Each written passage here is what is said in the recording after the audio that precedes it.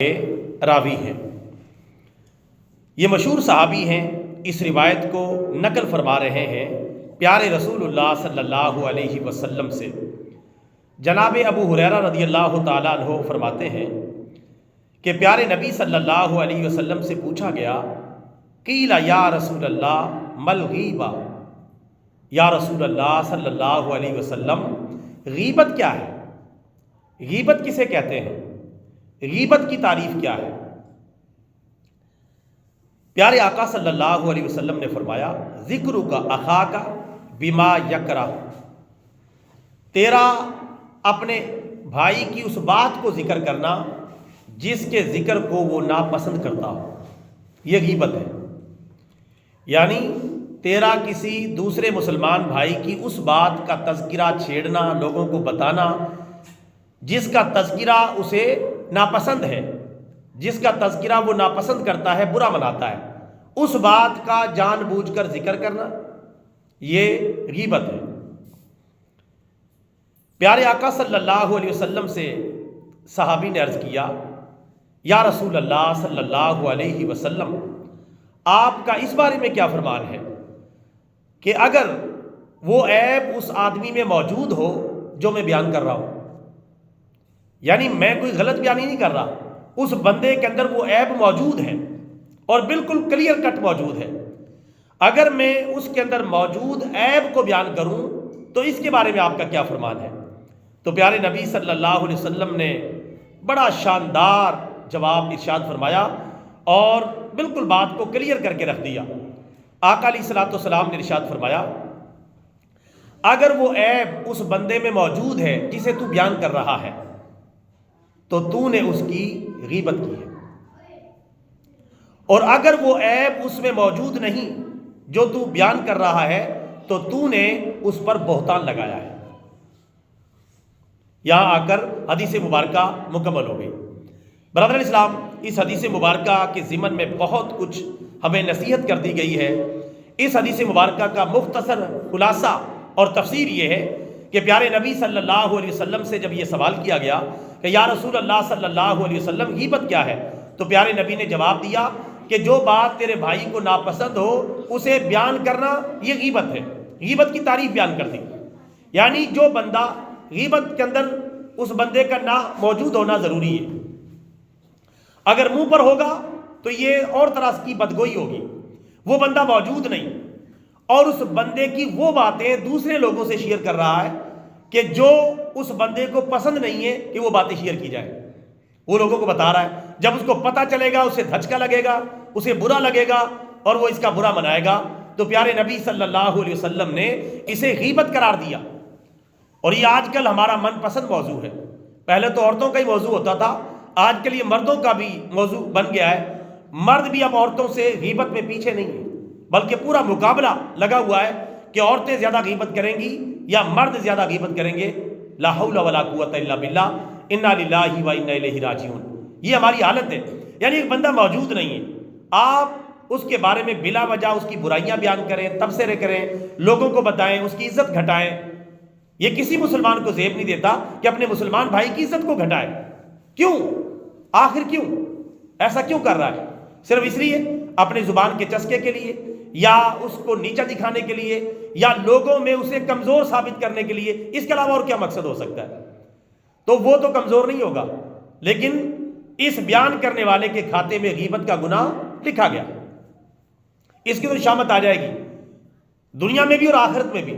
اس نے غیبت کی ہے، اس لیے سب سے بہترین طریقہ یہ ہے غیبت سے بچنے کا کہ جو بندہ موجود نہیں ہے نا، اس کے بارے میں کوشش کرو ذکر ہی نہ کرو، ورنہ کوئی نہ کوئی غیبت کا پہلو نکلے گا۔ اگر مجبوراً کوئی بات کرنی پڑ جائے تو باقدر ضرورت کرو، ورنہ جو بندہ غیب میں ہے، موجود نہیں ہے، غائب ہے، حاضر نہیں ہے، اس کے بارے میں آپ کوئی بھی بات کریں گے تو چلتے چلتے کوئی ایسی بات نکل آئے گی، آپ غیبت کی طرف آگے بڑھ جائیں گے۔ بہتر یہ ہے کہ اس کا تذکرہ نہ کیا جائے، اور اگر کرنا ہے تو خیر کے ساتھ اس کا تذکرہ کیا جائے۔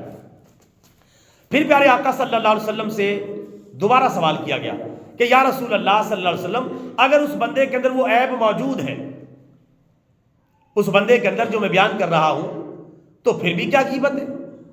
چونکہ میں تو کوئی غلط بیانی نہیں کر رہا، میں تو سچ بول رہا ہوں۔ اور جو عیب اس کے اندر موجود ہے سب جانتے ہیں اس کے اندر وہ عیب موجود ہے، تو کیا میں پھر بھی غیبت کر رہا ہوں؟ اس کے بارے میں آپ کا کیا فرمان ہے؟ تو پیارے نبی صلی اللہ علیہ وسلم نے اتنا پیارا جواب دیا کہ غیبت کا مسئلہ قیامت تک کے لیے سمجھا دیا کہ غیبت کیا ہے اور بہتان کیا ہے، دونوں میں فرق بھی واضح کر دیا۔ فرمایا کہ اگر وہ چیز جو تو بیان کر رہا ہے اس مذکورہ آدمی میں موجود ہے تو تو نے اس کی غیبت کی ہے، یعنی موجود ہونے سے تجھے اس کے بیان کرنے کا جواز نہیں مل جائے گا، تو تو نے اس کی غیبت کی ہے۔ اگر وہ برائی اس کے اندر موجود ہے تب اسے بیان کر رہا ہے تو غیبت کر رہا ہے، اور اگر اس بندے کے اندر وہ برائی موجود ہی نہیں، اپنی طرف سے گھڑ کر اس برائی کو اس کے کھاتے میں ڈال رہا ہے، تو پیارے آقا صلی اللہ علیہ وسلم نے فرمایا کہ تو نے اس پر بہتان لگایا ہے۔ بہتان کبیرہ گناہ ہے، اللہ تبارک و تعالیٰ نے بہتان کو قرآن پاک میں کبیرہ گناہ قرار دیا ہے۔ بہتان وہ ہوتا ہے کہ کسی پر ایسا الزام لگا دینا جو اس میں سرے سے موجود ہی نہ ہو، اور اگر موجود ہو تو کیا ہے؟ غیبت، اور اگر موجود نہ ہو تو کیا ہے؟ بہتان۔ دونوں خطرناک کام ہے، غیبت بھی گناہ ہے اور غیبت سے بڑا گناہ بہتان ہے۔ تو کیا ضرورت ہے آدمی جان بوجھ کے گناہ کی کیچڑ میں اپنے آپ کو لتھیڑے اور اپنے آپ کو جو ہے غیر پاکیزہ بنائے؟ کیا ضرورت اس بات کی؟ تو بہتر یہی ہے کہ حتی الامکان ایسے معاملات سے دور رہے کہ جس کی وجہ سے غیبت ہو سکتی ہے، کسی پر بہتان ہو سکتا ہے، جس میں اس کا تو کچھ نہیں بگڑے گا، لیکن یہ جو بیان کرنے والا ہے، سننے والا ہے جان بوجھ کر، یہ دونوں غیبت کرنے اور سننے کے مجرم قرار پا جائیں گے۔ تو کیا فائدہ ملا؟ سوائے گناہ کے کوئی فائدہ نہیں ملا۔ لہٰذا میرے بھائیوں، ہمیں چاہیے کہ کسی بھی مسلمان کی غیبت سے اپنے آپ کو بچائیں، اور اسی طرح کسی پر بہتان لگانے سے اپنے آپ کو بچائیں۔ غیبت ہماری کیا ہے؟ کوئی کام نہیں، کوئی لینا دینا نہیں، بس ایسے ہی کوئی رشتہ دار خواتین ہیں ان کے بارے میں تبصرے چھیڑ دیے، کوئی رشتہ دار مرد ہیں ان کے بارے میں تبصرے چھیڑ دیے، وہ ایسا وہ ویسا، وہ ایسی وہ ویسی، حالانکہ کوئی ثبوت نہیں، کوئی بات نہیں۔ اگر آپ نے کسی کے ساتھ خیر خواہی کرنی ہے تو اس کا یہ طریقہ ہے کہ جو آپ نے غلط چیز دیکھی ہے آپ اس کو پرسنل میں سمجھائیں، پرسنل ہو کر سمجھائیں اور اسے توجہ دلائیں کہ میں نے اس چیز کو محسوس کیا ہے، اگر آپ اس پر توجہ کریں، اصلاح کر لیں تو انشاءاللہ بڑا فائدہ ہوگا۔ ہمدردی کے طور پہ کہہ دیں، پھر وہ اپنی اصلاح کرتا ہے نہیں کرتا، آپ کا کام ختم، آپ نے حق بات پہنچا دی ہے۔ قُلِ الْحَقَّ لَوْ كَانَ مُرًّا، حق بات کہہ دیا کرو اگرچہ کڑوی لگے، یہ پیارے نبی صلی اللہ علیہ وسلم کا فرمان ہے۔ آپ نے اپنا حق ادا کر دیا، اب وہ برائی چھوڑتا ہے نہیں چھوڑتا یہ اس کا مسئلہ ہے، اللہ تعالیٰ جانے وہ جانے، آپ نے اظہار کر دیا ہے، بجائے اس کے کہ دائیں بائیں آگے پیچھے گلی میں محلے میں رشتہ داروں میں وہ چیزیں بیان کرتا رہے، سیدھا اس سے عرض کر دیں، بڑے پیار سے محبت سے دلیل سے، مرد ہیں تو مردوں سے عرض کر دیں، خواتین ہیں تو خواتین سے کہہ دیں وہ بات، تاکہ وہ اپنی اصلاح کر لے۔ اور اگر آپ سرعام بیان کریں گے، کیا اس کو بعد میں پتہ چلا کہ یہ میرے خلاف ایسی باتیں کرتا رہا، اس کو پتہ چلا، ظاہر ہے پھر وہ بھی کوئی تیش دکھائے گا اور اس کے بعد غصے میں وہ بھی اول پھول بکے گا، وہ اپنا گناہ کمائے گا۔ تو کیا ضرورت ہے اس طرح کے معاملات میں پڑنے کی؟ اور اگر وہ برائی اس کے اندر موجود ہی نہیں تو پھر کیا ہے؟ بہتان، یعنی ایسی چیز کا الزام جو چیز اس کے اندر پائی نہیں جاتی، یہ بہتان ہے، یہ غیبت سے بھی بڑا گناہ ہے۔ تو یہ عام طور پہ ہو جاتا ہے، ہمیں پتہ نہیں ہوتا کسی بندے کے اندر وہ بات موجود ہے نہیں موجود۔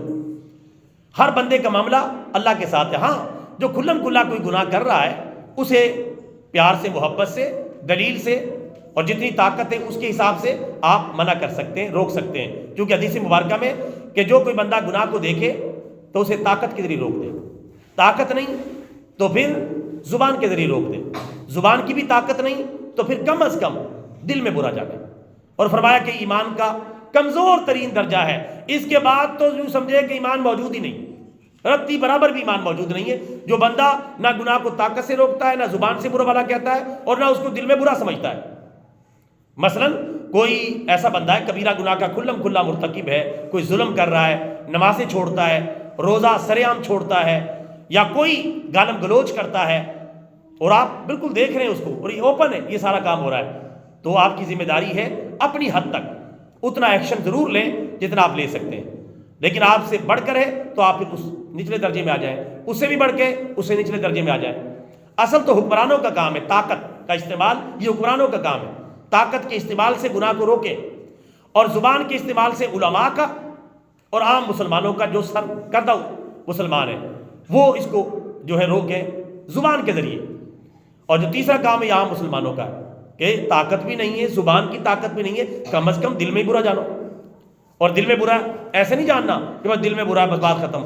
دل میں برا جاننے کا مطلب یہ کہ ابھی میں اس گناہ کو روکنے پر قادر نہیں، میں اس گناہ سے نفرت کرتا ہوں۔ گنہگار سے نفرت نہیں کرنی، گناہ سے، جو گناہ وہ کر رہا ہے۔ انشاءاللہ اللہ نے مجھے طاقت دی تو میں اس گناہ کو زبان کے درجے میں روکوں گا، اور زبان کے درجے سے اور طاقت دی تو میں انشاءاللہ اسے ہاتھ کے ذریعے بھی روکوں گا۔ اور ہاتھ کا ذریعہ تقریباً عام مسلمانوں کے لیے اپنا گھر ہے۔ مثلاً اپنی بیوی نماز چھوڑ رہی ہے، اپنے بچے نماز چھوڑ رہے ہیں، تو وہاں پیار سے، محبت سے، ترغیب سے سمجھائیں۔ لیکن کسی صورت میں بھی باز نہیں آتے تو پھر مناسب طاقت کا استعمال، بھیجا نہیں، مناسب سرزنش کرنی چاہیے کہ میرے گھر میں نمازی بندہ ہونا چاہیے، بے نمازی نہیں۔ مناسب سختی کریں، زبان سے بھی سمجھائیں، حتی الامکان قائل کریں۔ لیکن اگر کوئی بالغ بچہ ہے، بالغ بچی ہے، یا جوان بیوی ہے، یا ظاہر ہے کہ وہ جوانی ہوگی، جو بیوی ہوگی تو اس کی شادی ہوئی ہے تو وہ سمجھدار ہے تو وہ نماز نہیں پڑھتی، بار بار سمجھا کے اخیر کر دی ہے، نہیں سمجھ پاتی، تو پھر ہلکی سی سختی اس پر کریں گے، سختی کریں گے، اتنی سختی کہ جس سے وہ سیدھے راستے پر آ جائے، صراط مستقیم پر آ جائے، صرف اتنی، بس جیسے ہی وہ باز آ جائے فوراً اپنی سختی پیچھے کر لیں، اس حد تک۔ یعنی ہمارے ہاں تو اللہ معاف فرمائے دین کے لیے کوئی غیرت ہی باقی نہیں رہی۔ ہمارے گھر میں کوئی نماز چھوڑ رہا ہے، نہیں چھوڑ رہا، کوئی فلمیں ڈرامے دیکھ رہا ہے، نہیں دیکھ رہا، کوئی پرواہ نہیں۔ حالانکہ کوئی گھر میں فلمیں ڈرامے دیکھ رہا ہے اور یا نماز چھوڑ رہا ہے یا کوئی ایسا کبیرہ گناہ کا ارتکاب کر رہا ہے، اللہ نہ کرے، تو پھر جو گھر کا سربراہ ہے اس پر لازم ہے اس پر ایکشن لے، ورنہ اگر وہ ایکشن نہیں لے گا تو وہ خود بخود اس گناہ میں شریک شمار پائے گا۔ اللہ تعالیٰ سے دعا ہے اللہ تعالیٰ ہمیں غیبت سے، چغلی سے، بہتان سے محفوظ فرمائے، اور اللہ تعالیٰ اپنی ہمت اور طاقت اور قوت کے مطابق ہمیں دین کی دعوت اور تبلیغ آگے مسلمانوں کو پہنچانے کی توفیق عطا فرمائے، آمین۔ وما علینا الا البلاغ المبین۔ بسم اللہ الرحمن الرحیم، الحمدللہ رب العالمین والعاقبۃ للمتقین والصلاۃ والسلام علی سید الانبیاء والمرسلین۔ یا اللہ ہمارے کبیرہ صغیرہ گناہوں سے درگزر فرما، ایمان کی زندگی اور ایمان کی موت نصیب فرما، گناہوں سے نفرت اور نیکی سے محبت عطا فرما، ارکان اسلام اور ارکان ایمان کی پابندی کی دولت سے مالا مال فرما۔ یا اللہ دین اور دنیا کی کامیابیاں عطا فرما۔ یا اللہ ہم پر اور ہماری فیملی کے حال پر رحم فرما، پاکستان میں اسلامی قانون کا نفاذ فرما، دنیا بھر کے مظلوم مسلمانوں کی مدد فرما، غزہ اور فلسطین کے مسلمانوں کی مدد فرما۔ یا اللہ جتنی دعائیں مانگی ہیں سب قبول فرما، اور جو دعائیں نہیں مانگ سکے اپنے اسماء حسنہ کا صدقہ اپنے پیارے نبی صلی اللہ علیہ وسلم کا وسیلہ بن مانگے ہی عطا فرما۔ وصلی اللہ تعالیٰ علی خیر خلقہ سیدنا و مولانا محمد وعلی آلہ وصحبہ۔